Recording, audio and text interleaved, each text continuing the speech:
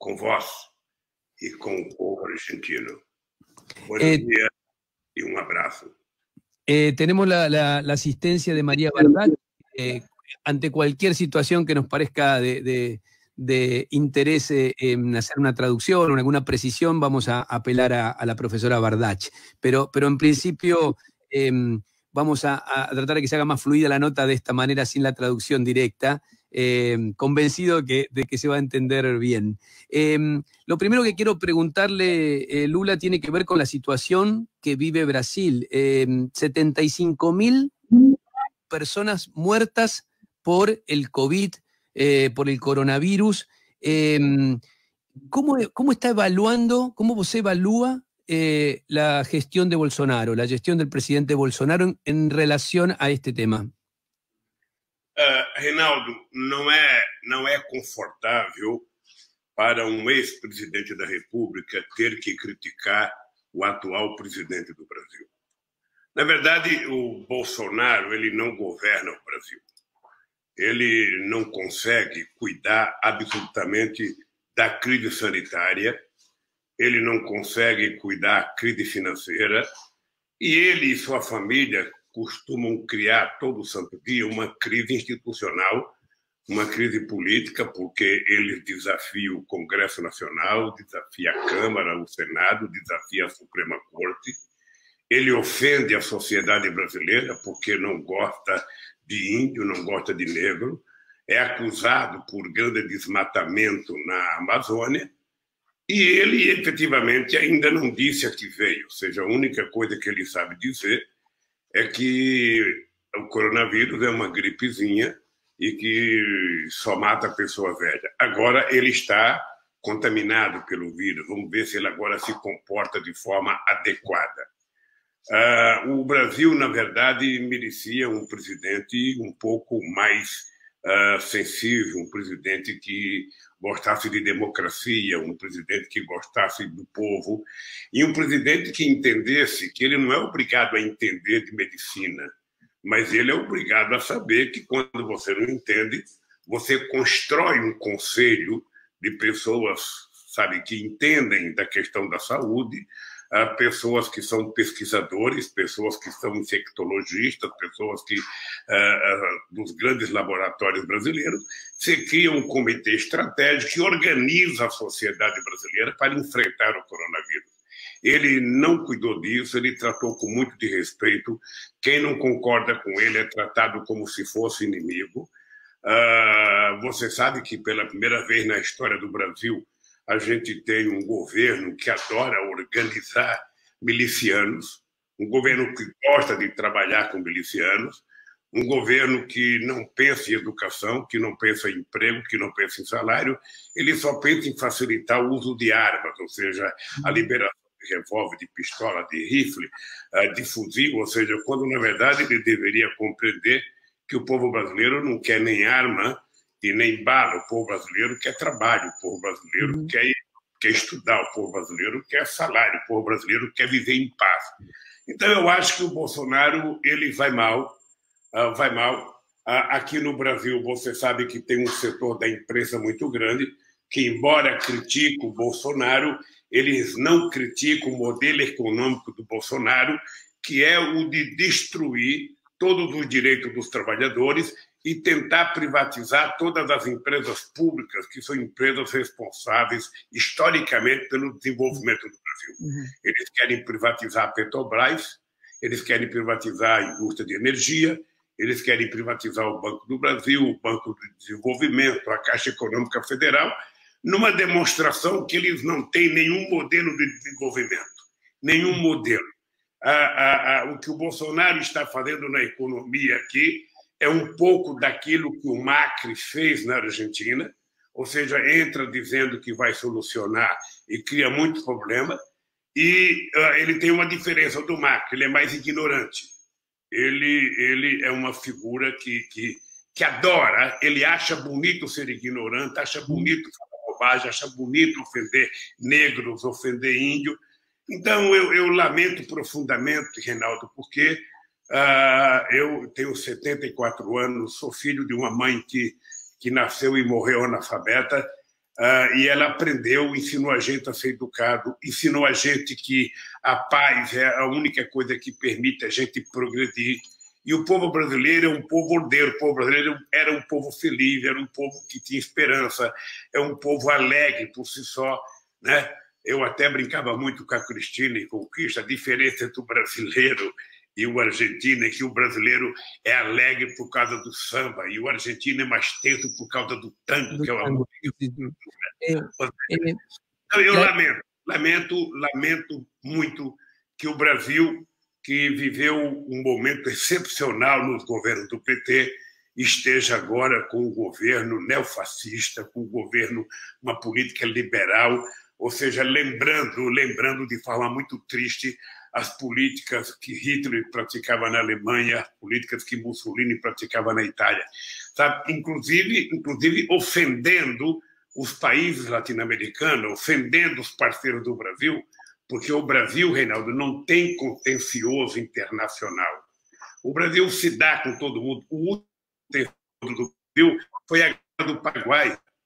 Ou seja, então o Brasil tem uma relação extraordinária com a China, com a Rússia, com os Estados Unidos, com todo o país europeu, mas eu, quando tomei posse em 2003, eu tinha na cabeça a ideia de fortalecer a relação na América do Sul e na América Latina para que nós nos transformássemos num bloco politicamente e economicamente muito forte para enfrentar, sabe, as discussões com a China, as discussões com a União Europeia e com os Estados Unidos. Lamentavelmente, sabe, ele achou que tem que brigar com a Argentina. A Argentina é o nosso maior parceiro comercial. Sabe? O Brasil importa muito da Argentina e a Argentina importa muito do Brasil. O nosso fluxo de comércio exterior, no meu governo, chegou a 39 mil milhões de dólares. É uma coisa extraordinária. Sabe? E tudo isso ele está jogando por terra. Ele vai numa reunião e não cumprimenta o Alberto, sabe, Fernandes, quando, na verdade, a educação permite, sabe, que dois chefes de Estado se conversem. Não é uma briga pessoal. Ou seja, eu posso não gostar de você, Reinaldo, mas se você é presidente da Argentina e eu encontrar com você, por cortesia, por respeito e por fidalguia, eu tenho que te cumprimentar, eu tenho que tratar o povo argentino com respeito, sabe? Coisa que ele não sabe fazer. Coisa que eu não sabe fazer. Na verdade, a única coisa que ele sabe fazer é elogiar as loucuras do presidente Trump. Lula, una aclaración que quiero hacer porque quizás es lo único que puede haber generado alguna duda. Cuando habla de las milicias se refiere a los paramilitares, ¿no? Que allí se llaman milicias, alentadas de alguna manera por sectores vinculados a Bolsonaro. Le quiero hacer una pregunta que tiene que ver con la persona que lo encarceló, porque usted hablaba, você falava da crise sanitaria en Brasil, varios ministros de Bolsonaro renunciaron, fueron embora, y también se renunció Sergio Moro, el ministro de Justicia, que fue juez o juiz que lo condenó. ¿Qué opinión le merece esas salidas del gabinete, esa salida del gabinete? Antes que usted me conteste, estamos saliendo por YouTube, ¿no? En vivo, para aquellos que quieran seguirnos por YouTube en este momento en cualquier lugar de la región. ¿Qué opina de la salida de Sergio Moro del gabinete? Olha, primeiro, Reinaldo, é importante falar um pouco da saúde. Ou seja, nós estamos numa crise muito grave, que é a crise do coronavírus. O Brasil já tem 76 mil pessoas mortas, o Brasil já tem quase 2 milhões de infectados, e nós não temos um ministro da Saúde, nós temos um general que colocou mais 14 ou 18 pessoas na área da saúde, ou seja, quando, na verdade, a gente deveria ter uma pessoa que entendesse de medicina, que pudesse orientar, sabe, uma coordenação de especialistas na área da saúde ao comportamento do presidente da República. Já era para o presidente ter reunido há 3 meses atrás os governadores, o secretário de saúde dos estados, o ministro da saúde, os especialistas, os pesquisadores, e ter tomado uma decisão para evitar que o coronavírus crescesse tanto no Brasil. Ele não fez nada disso e hoje nós não temos um ministro da Saúde que entenda de saúde.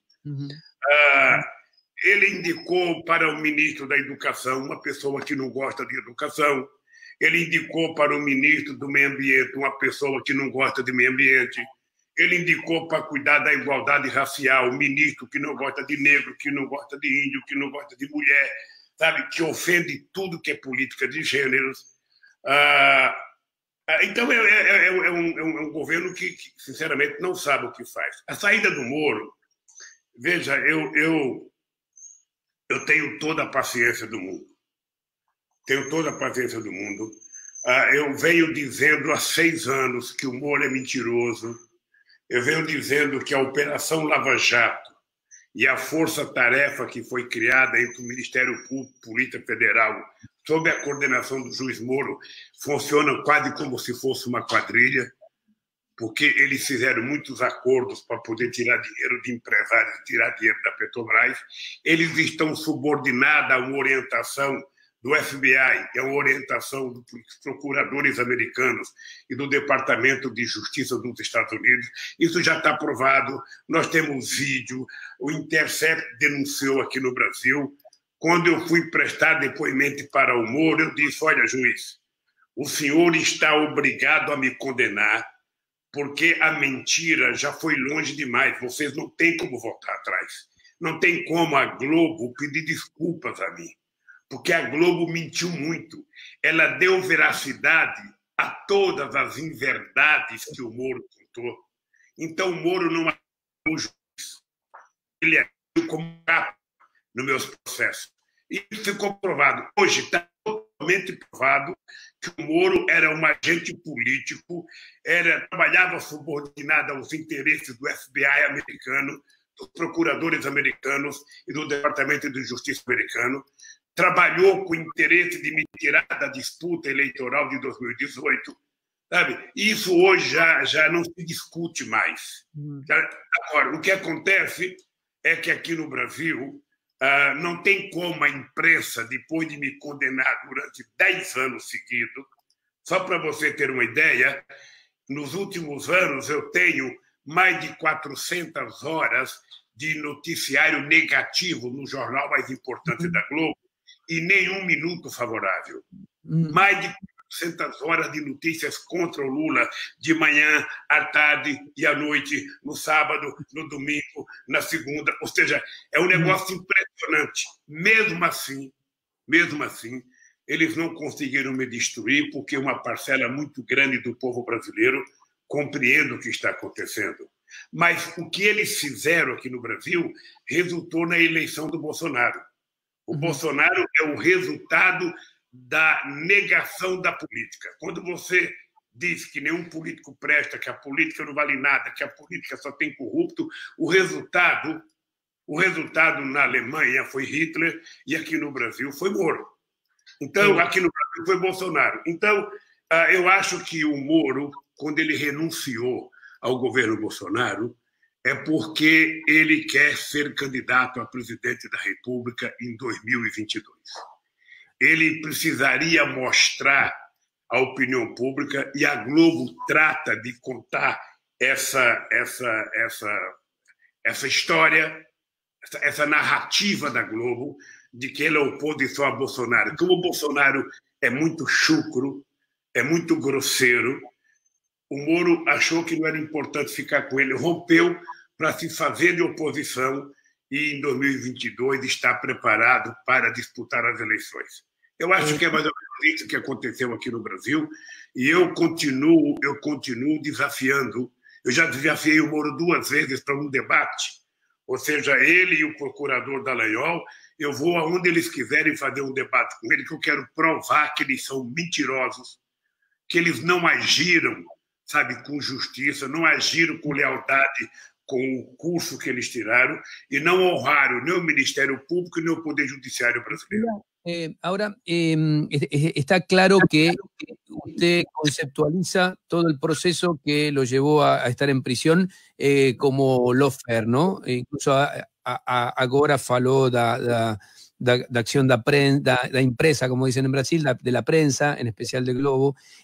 Ahora, ¿cómo se explica que dentro de su fuerza política, del Partido de los Trabajadores, como ocurre aquí con algunos funcionarios, exfuncionarios del kirchnerismo, se haya comprobado efectivamente corrupción?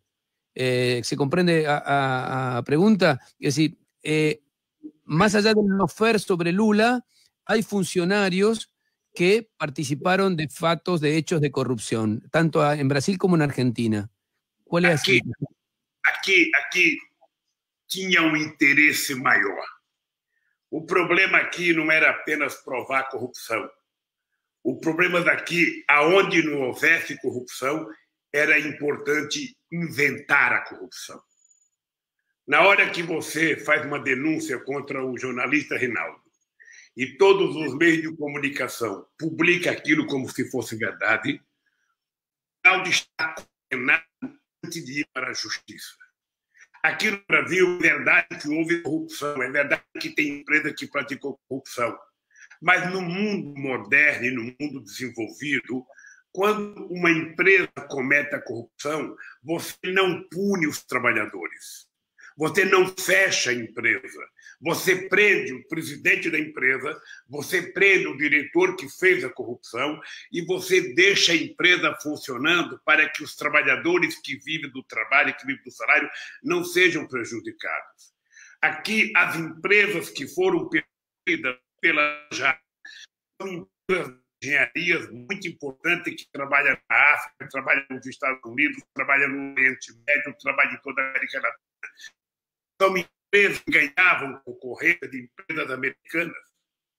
Aqui no Brasil, eles tentaram pegar, inclusive, a Petrobras, que é a empresa mais importante que nós temos aqui na América do Sul, sabe, a mais importante do Brasil, porque nós descobrimos a maior reserva de petróleo até agora, sabe, no século XXI.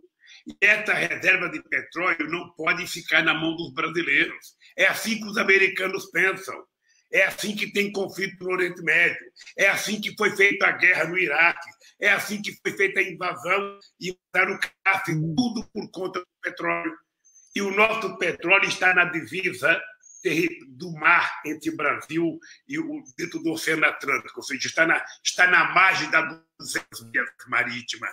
E quando nós descobrimos o petróleo, os americanos colocaram para funcionar a chamada quarta frota militar dele, sabe, da Marinha, que parou de funcionar no final da Segunda Guerra Mundial. E eles agora recriaram, ou seja, certamente para ficar perto do petróleo brasileiro. Como no Brasil, nós fizemos uma lei, uma regulação do petróleo, que o petróleo voltava para o povo brasileiro e que o petróleo ia ser criado um fundo para investimento em educação, para investimento em ciência e tecnologia, para investimento em saúde. E nós começamos a dizer que o petróleo que nós descobrimos, o pré-sal, era o passaporte para o futuro do Brasil. E os americanos jamais iriam aceitar que nós tivéssemos uma reserva tão grande de petróleo, sabe, só para o povo brasileiro. Ao mesmo tempo, nós tínhamos um acordo que estávamos construindo um navio submarino. E os americanos nunca concordaram com o fato do Brasil imaginar ter um navio de propulsão, um submarino de propulsão nuclear. E a gente estava fazendo isso porque a gente também queria tomar conta do nosso petróleo, que está a 7 mil metros de profundidade abaixo da camada do sal. Agora, então, Lula, tudo isso criou a Lava Jato. E a Lava Jato funcionava como se fosse um governo paralelo, funcionava como se fosse uma justiça paralela, não respeitava o Congresso Nacional, não respeitava nem a Câmara, nem o Senado, não respeitava a Suprema Corte, não respeitava absolutamente ninguém. A Lava Jato era um poder paralelo, sabe, que tinha como suporte todas as televisões, todas as revistas e todos os jornais. Uma notícia, uma denúncia contra o Lula, antes de chegar para os advogados do Lula, ela era divulgada em todos os meios de comunicação. Enquanto eles davam 20 minutos ou 30 minutos para a denúncia, eles não davam 1 minuto para a defesa. Foi assim que eles se construíram, e nós, sobretudo o meu advogado de defesa, dizendo o que era verdade e o que não era verdade, o que era verdade e o que não era verdade. Agora, o ano passado, depois da Intercept começar a divulgar a verdade dos fatos, eles estão ficando desmoralizados. Eles hoje já não têm mais a respeitabilidade que tinham e resolveram, então, sabe, ficarem mais quietos. Mesmo assim, eles estão brigando porque eu estou pedindo a anulação dos processos feitos contra eles. Ahora Lula, está claro, está muy claro el planteo que usted hace en cuanto a lo que significó el proceso contra usted y dejarlo fuera de la contienda electoral, ¿no? Mi pregunta va a que hubo corrupción, tanto en el gobierno de Brasil, funcionarios corruptos, por lo menos la información que nosotros tenemos, que hubo corrupción, lo mismo que en Argentina o en Ecuador. Este hecho perjudicó las chances, las posibilidades de los partidos progresistas, de las fuerzas progresistas que fueron perdiendo las elecciones en toda la región? Reinaldo, há uma coisa importante que a gente precisa conhecer em Brasil, Argentina, em qualquer país. Quando há corrupção, você faz um processo de investigação, você faz um processo justo, você prova que houve a corrupção e você manda colocar no cárcere quem roubou. Correto? Correto. Aconteceu que na América Latina eles criaram uma coisa chamada lawfare. Ou seja, é o Estado e as instituições do Estado que se colocam contra as pessoas. Então, o juiz, ele não pode ser o acusador. O juiz faz o julgamento. O Ministério Público faz a acusação. Eu vou lhe contar uma pequena história. A denúncia feita contra mim, Sim. O cidadão que fez a denúncia ficou 1h30 na televisão com PowerPoint tentando mostrar que eu tinha construído uma quadrilha, sabe, para roubar a Petrobras. Depois de 1h30 falando, ele termina com uma frase ontológica. Depois de ficar 1h30 me acusando de ter montado uma quadrilha, ele fala o seguinte: não me peçam pruebas. Eu só tenho... No me pidan pruebas. Esse cidadão deveria ter sido exonerado. A Petrobras é uma estrutura muito grande. A Petrobras ela tem um presidente, a Petrobras tem diretor financeiro, a Petrobras tem conselho, a Petrobras... E o conselho da Petrobras não é feito por petroleiros, participa grandes empresários brasileiros. Eles não envolveram ninguém.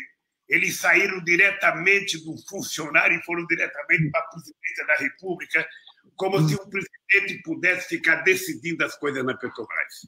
Lula, como eu tinha convicção, Reinaldo, eu poderia ter saído do Brasil. Você poderia haber ido para uma embaixada. Eu tomei a decisão de não sair do Brasil porque eu queria ir para Curitiba. Eu queria ir para a Polícia Federal, porque somente ficando no Brasil é que eu poderia dizer que o Moro é um mentiroso. Eu poderia dizer que o Dallagnol, que é o chefe da Força Tarefa, é um mentiroso. E eu poderia dizer que tem delegados da Polícia Federal que fizeram inquéritos, eram mentirosos. Então, se eles não estão acostumados a brigar com o inocente, eles me encontraram pela frente. Porque todo político, quando é acusado de corrupção, ele fala: eu vou submergir, vou desaparecer, eu vou mergulhar um pouco. E eu resolvi não mergulhar, eu resolvi ficar boiando. Porque eu quero desmentir a Força Tarefa, eu desmenti a Lava Jato, quero desmentir o Moro, e eu só posso fazer isso se eu tiver coragem de enfrentá-los. E Lula, vou enfrentar. le quiero hacer un par de preguntas un par de preguntas más, no tenemos tanto tiempo, que tienen que ver con Argentina. Aquí hay un gobierno de coalición, una alianza. Usted encabezó en sus gobiernos, el PT siempre hizo acuerdos, alianzas con otras fuerzas, y han comenzado algunos ruidos, algunos problemas entre Alberto Fernández y sectores del kirchnerismo. ¿Tiene algún consejo, alguna sugerencia para dar? Olha, eu tive o prazer de conhecer Fernandes quando Kirchner era presidente. Tive o prazer de conviver com Cristina e com Kirchner bastante tempo. Eu poderia dizer para o povo argentino que dentro de uma família de cinco pessoas sempre tem uma divergência. Agora, uma família como o peronismo na Argentina e como a política na Argentina, que tem milhares de erros, ou seja, tem briga todo dia, tem divergência todo dia, a sabedoria que o Alberto tem que ter, e eu acho que ele tem, é a gente saber construir uma convivência democrática mesmo em tempo de adversidade. Sabe? É isso que é importante. O Alberto sabe por que ele foi eleito. Ele sabe que a razão pela qual o povo argentino o elegeu presidente da República era porque o povo não acreditava mais no neoliberalismo, não acreditava na política do Macri. E ele sabe por que foi eleito, ele sabe que ele tem que cuidar corretamente da convivência democrática com seus aliados. Tá? E ele está dando um exemplo extraordinário, porque ele tem sido um exemplo dos países grandes em cuidar da coronavírus. Ele tem tido muita coragem para enfrentar os empresários. Os empresários querem que os trabalhadores vão trabalhar, querem que os trabalhadores compareçam no emprego, mas não dão nenhuma garantia de vida para os trabalhadores. Para você exigir que um trabalhador vá trabalhar, você precisa dar garantia. É preciso saber se ele vai ter toda a proteção científica necessária contra o coronavírus.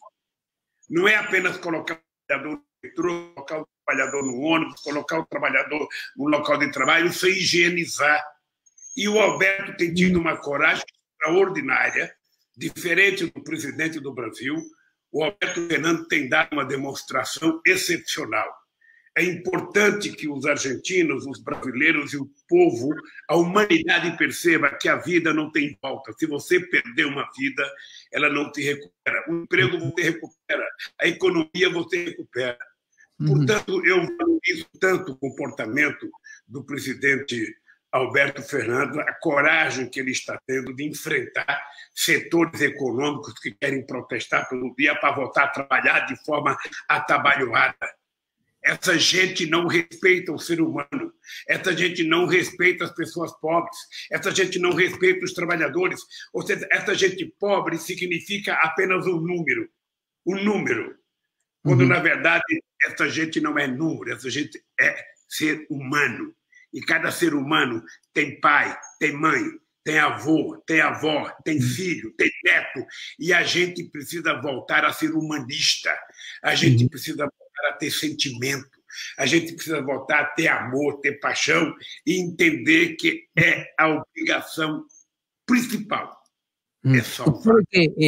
Aquí las últimas críticas, los últimos cuestionamientos a Alberto Fernández fueron porque él se reunió con grandes empresarios y algunas críticas vinieron desde su propia fuerza política. ¿Qué opina de eso? Não, eu recebi muitas críticas. Você sabe que eu sou sindicalista e muitas vezes eu recebi críticas de sindicalistas, recebi críticas de companheiros, recebi críticas de gente do meu partido, que eu dizia para o Alberto Fernandes é que isso é resultado saudável da democracia. O Alberto Fernandes ele tem que se reunir com grandes empresários, ele tem que se reunir com evangélicos e com católicos, ele tem que se reunir com trabalhadores, com desempregados, ele tem que se reunir com todas as pessoas. Esse é o papel do presidente. Esse é o papel de um presidente que tem que fazer política para poder governar o país. Não é possível um presidente governar apenas para uma parte da sociedade. Ele tem que governar para todas as pessoas, tendo em mente que o compromisso principal do Alberto Fernandes é cuidar das pessoas mais pobres, é cuidar das pessoas mais vulneráveis, é cuidar daqueles que precisam efetivamente do Estado. Mas ele não pode deixar de conversar com os empresários, ele não pode deixar de conversar com toda a gente que tem que conversar. Ele é o maestro de uma grande orquestra de seres humanos chamada Argentina, e o maestro tem que conversar com todos os músicos para que a orquestra funcione de forma harmônica e todo mundo goste da música. E o resultado dessa música é a Argentina sair dessa crise do coronavírus, é a Argentina vencer a crise econômica e o povo argentino voltar a ser feliz. Ese es el papel de Alberto Fernández. Lula, le hago dos preguntas más, abusando de su generosidad. Le di cuento a la gente que estamos transmitiendo en vivo también por YouTube.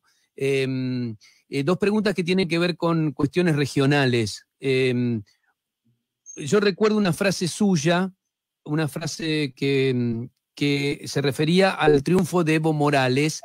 Usted dijo que era la mejor noticia en la historia del continente que Evo Morales llegara a la presidencia de Bolivia.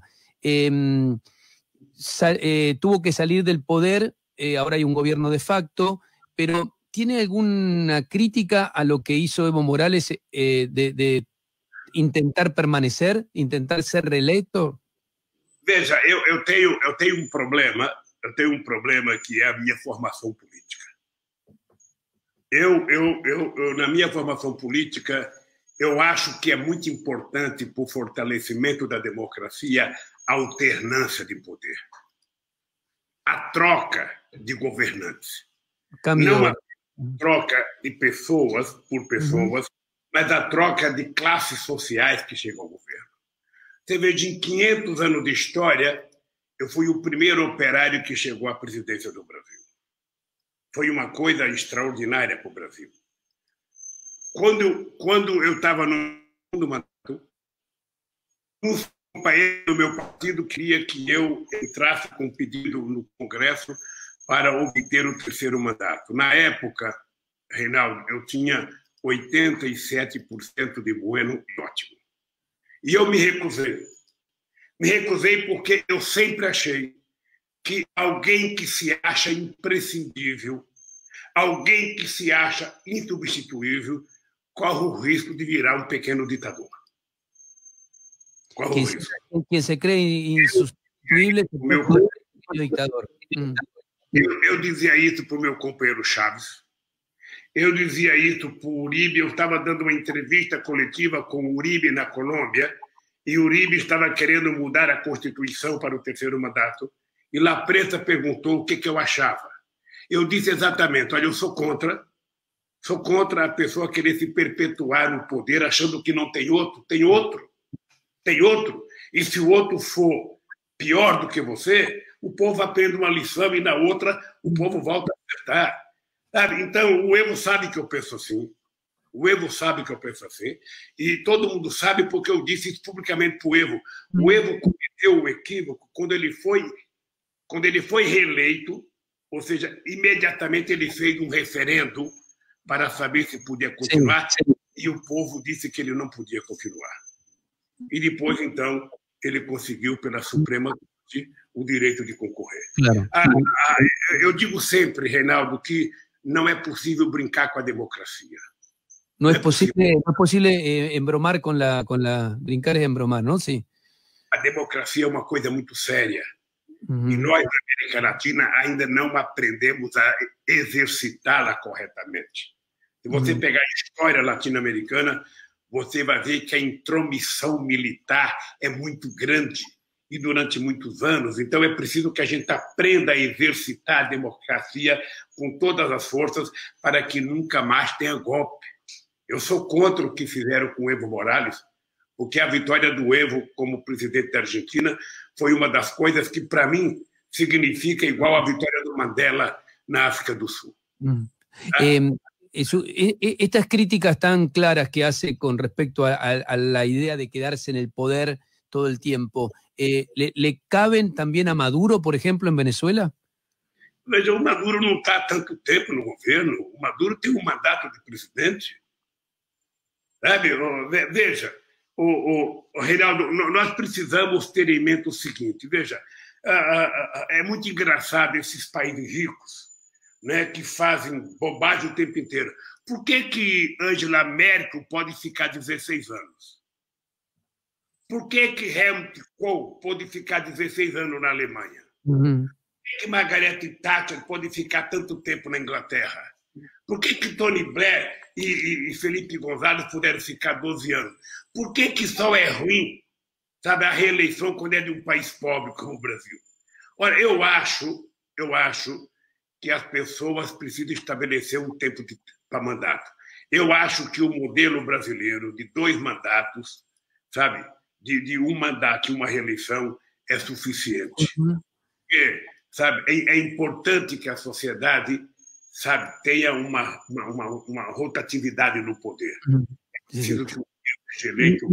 Es difícil comparar Venezuela con Alemania en el sentido de cómo la oposición ahí participa, no hay denuncias de violaciones de derechos humanos, ese tipo de situaciones no existen, ¿no? Mas deixa eu lhe falar uma coisa, é porque você olha a Alemanha de hoje e você não olha a Alemanha da década de 40, Bueno, da década de 50. É importante lembrar que esses países já passaram pelo que nós estamos passando. O que é vergonhoso, Reinaldo, o que é vergonhoso para a história da humanidade, para a democracia, é a Alemanha, a França, os Estados Unidos, a Itália apoiar um cidadão como Guaidó como presidente da Venezuela. O presidente da Venezuela é o Maduro, gostemos ou não. A solução para o problema da Venezuela é do povo venezuelano, não é do povo americano, não é do povo alemão, não é do povo inglês. Cada um cuide do seu quintal. uhum. Sabe como é que um presidente grosseiro como o Trump, como é que um presidente grosseiro, no quadro do jornal americano, fala que ele conta 11 mentiras por dia, quer dar palpite sobre a Venezuela? Como é que o Bolsonaro, que é um governo cheio de miliciano, quer dar palpite sobre a Venezuela? Quem tem que decidir. Eu, em 2003, criei um grupo de amigos da Venezuela, porque em 2003 já tinha essa crise. Nós criamos o grupo dos amigos e nós colocamos os americanos e os espanhóis no grupo dos amigos.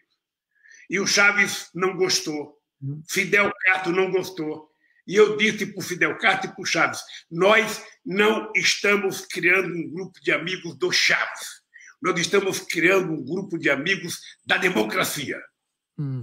Tem que estar os americanos e tem que estar os espanhóis. Os espanhóis, porque o Aznar foi o primeiro a avalizar o golpe do presidente da Federação das Indústrias, e os americanos, porque o Chávez achava que era eles que tinham dado o golpe. Então, eles têm que estar, porque a oposição tem que estar na mesa. A oposição tem que estar na mesa. E nós conseguimos. Graças a Deus, nós conseguimos. Sabe? Então, eu não posso concordar com o que aconteceu com o Rafael Correia, não posso concordar com o que aconteceu com o Evo Morales, não posso concordar com o que aconteceu em vários outros países. Sabe, o que nós precisamos é garantir, e a ONU poderia cumprir esse papel, as Nações Unidas poderiam cumprir esse papel, de ser a coordenadora da manutenção da paz e da democracia. Você veja, a ONU, em 1948, teve coragem de criar o Estado de Israel. Por que a ONU agora não tem coragem de criar o Estado palestino? Por que a ONU não faz cumprir as decisões emanadas da ONU? Sabe que Israel não respeita nenhuma decisão. Cada vez que é demarcado o território palestino, sabe, Israel avança um pedaço. Então, Reinaldo, Presidente, Lula, a democracia é o regime mais difícil do mundo, mas eu acho que é o melhor que tem para a gente governar. Respeitar a decisão do povo democraticamente. Eu aprendi fazer isso. Quando eu fui eleito presidente do sindicato, Reinaldo, Sim. eu fui eleito com 92% dos votos. E eu convoquei uma assembleia e deliberei que nenhum presidente do sindicato poderia ficar mais que 2 mandatos. Clarísimo. Era o primeiro mandato e uma reeleição. E isso em 1978. Sí, sí, desde siempre, cuando estaba con los metalúrgicos. Lula, le hago la pregunta final y que me parece que un dirigente como usted quizás puede ayudarnos a pensar. Estamos en una crisis, el mundo está en una crisis por la pandemia tremendamente profunda, va a haber una caída de economía tremenda, la economía es una regresión sin precedentes. ¿Cómo imagina el futuro?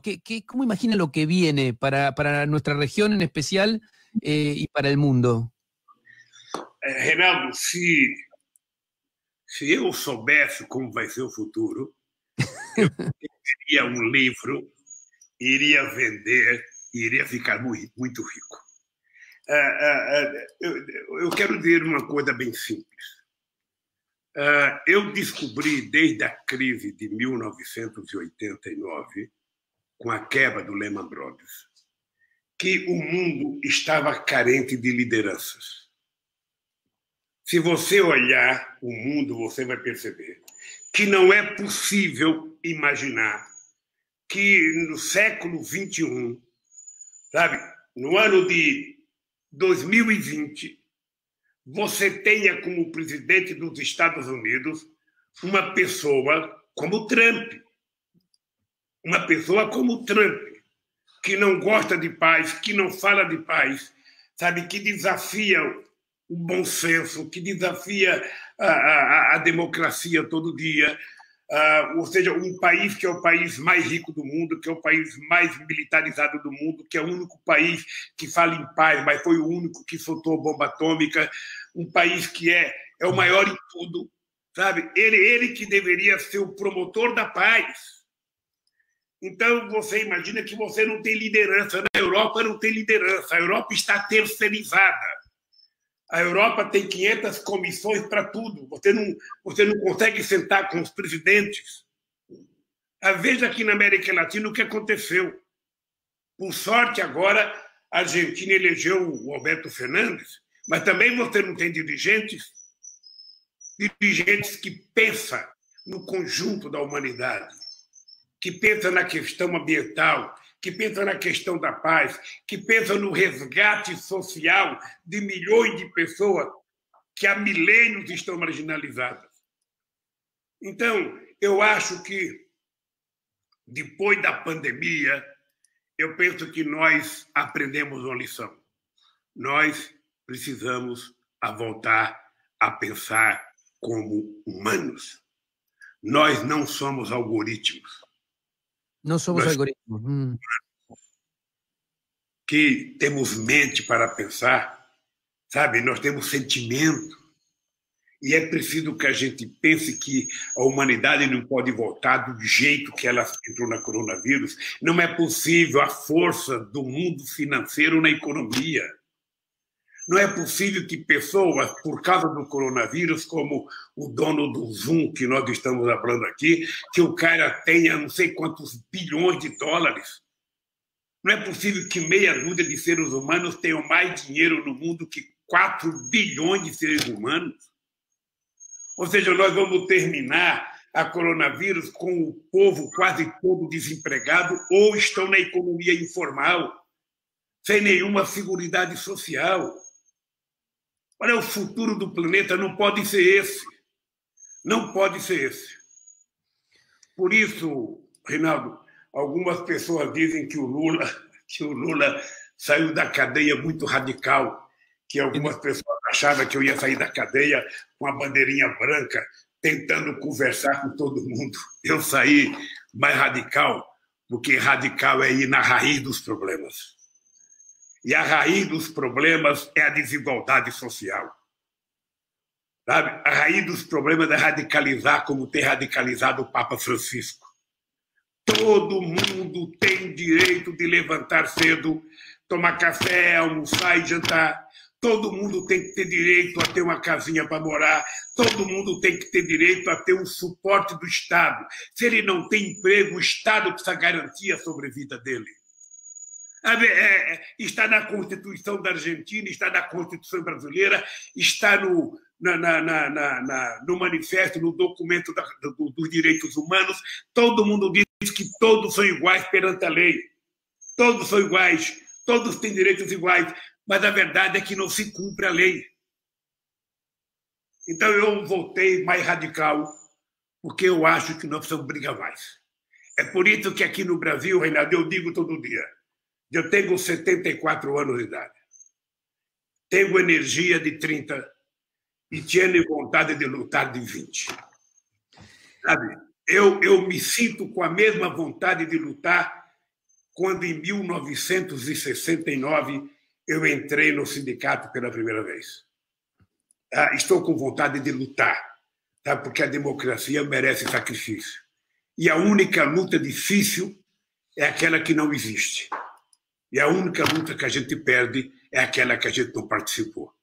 Então, meu caro, pode ficar certo que eu estou com muita vontade de resgatar a democracia no país e na América Latina. Eu ainda sonho, eu trago na minha cabeça o dia em que, na frente do Bush, em Mar del Plata, nós outros afirmamos não à ALCA, y sí ao Mercosur. Lula, ha sido un gran privilegio poder entrevistarlo para Radio Con Voz, para Argentina, para YouTube en vivo. Le agradezco este tiempo y, bueno, otra vez su generosidad y la de todo su equipo que permitió que podamos llevar adelante esta entrevista. Bom, espero que a gente tenha entendido tudo que eu falei aqui, porque muitas vezes você vai ficando entusiasmado y habla demais. Se entendió bien y vamos a hacer una traducción ahora subtitulada y la vamos a distribuir a todos los medios y a las redes sociales. Eu quero desejar a você, desejar ao Alberto Fernandes, a Cristina Kirchner, ao povo argentino, ao povo brasileiro, ao povo do mundo inteiro, sabe? Que a gente tenha dirigentes de melhor qualidade, sabe, em alguns países, e que o povo possa vencer o coronavírus e a gente voltar a sonhar em viver num mundo pacífico e com direitos. Muito obrigado. Muchísimas gracias a usted, presidente. Muy obrigado. Luis Ignacio Lula da Silva, 2 veces presidente de Brasil, en Radio Con Voz en La Inmensa Minoría. No lo dejes para mañana. Infórmate hoy. La Inmensa Minoría.